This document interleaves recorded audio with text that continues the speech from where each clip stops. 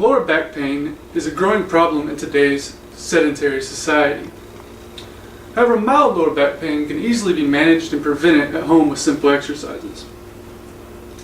Today I'm going to share with you common causes of lower back pain, some simple stretches to help manage lower back pain, and some easy strengthening exercises to help prevent future lower back pain. In my observations in physical therapy, I've seen numerous patients come in with injuries due to lower back pain.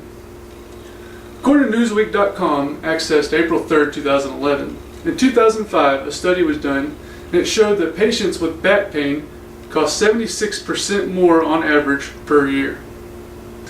Now, in order to treat a problem, you have to know what causes it. Many soft tissue injuries, such as lower back pain, are due to an imbalance of flexibility and strength. Now, my assistant here, Rachel, is going to help demonstrate some of these motions as well as what causes lower back pain. Today we're going to specifically deal with lordosis, which defined by livestrong.com, accessed April 3, 2011, is an anterior tilt of the pelvis. Which, if you see, when we turn her sideways, this is a neutral pelvis. An anterior tilt would be this, such as causing the butt to stick out. Now, a tight hip flexor, which are the muscles on the front of the thigh, which connect the hips to the knees, as well as weak hamstrings, glutes, as well as lower abs, can all attribute to lordosis.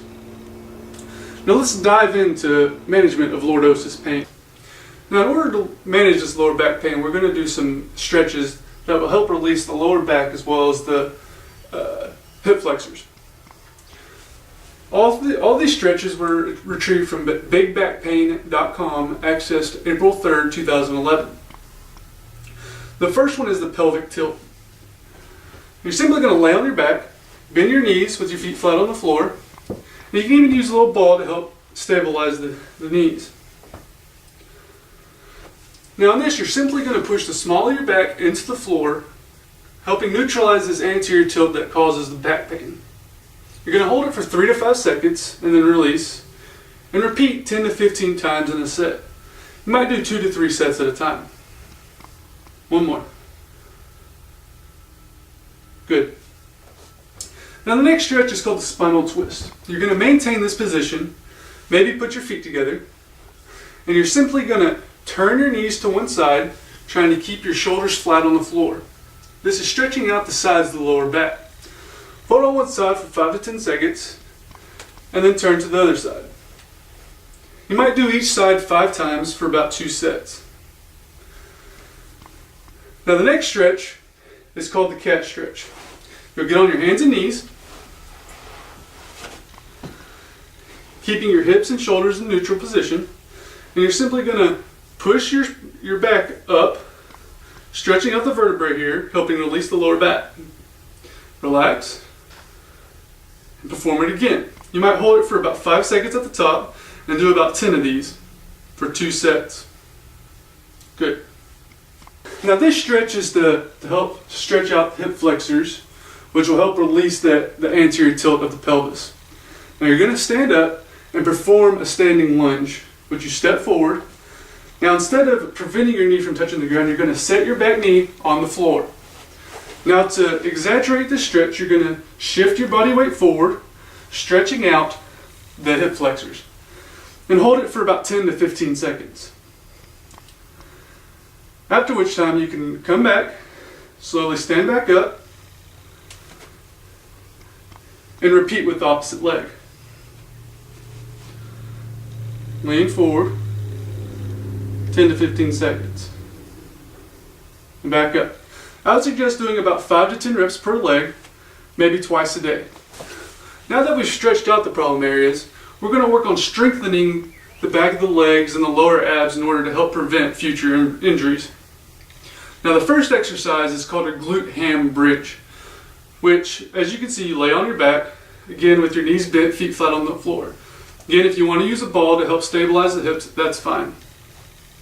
Now you're simply going to lift your buttocks up off the ground, creating a straight line from the knees to the shoulders. This is working the glutes and the back of the hamstrings. Hold it for a count of 3 and then go back down. And then repeat.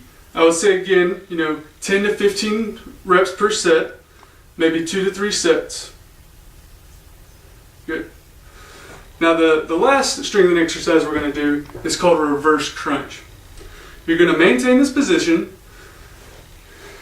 and you're simply going to lift your knees up and curl your pelvis up, bringing your knees to your chest. Working on the lower abs here. Go. And down. Go. Go. Again, I would say probably 10 to 15 reps, 2 sets at a time. Good.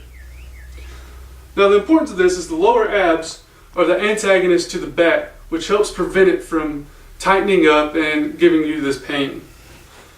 But now that we've gone over some exercises to help manage and prevent lower back pain, I would recommend stretching at least 2 times a day, 5 to 7 days a week, and doing the strengthening exercises twice a day, every other day.